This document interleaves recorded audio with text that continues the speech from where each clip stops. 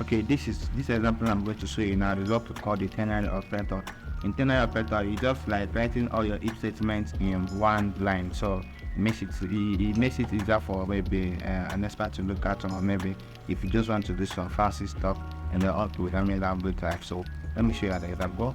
And it's just like a list of comprehension. Like when you want to write this comprehension, and normally write it in a one line, or using lambda function. One lambda function is probably a one line function.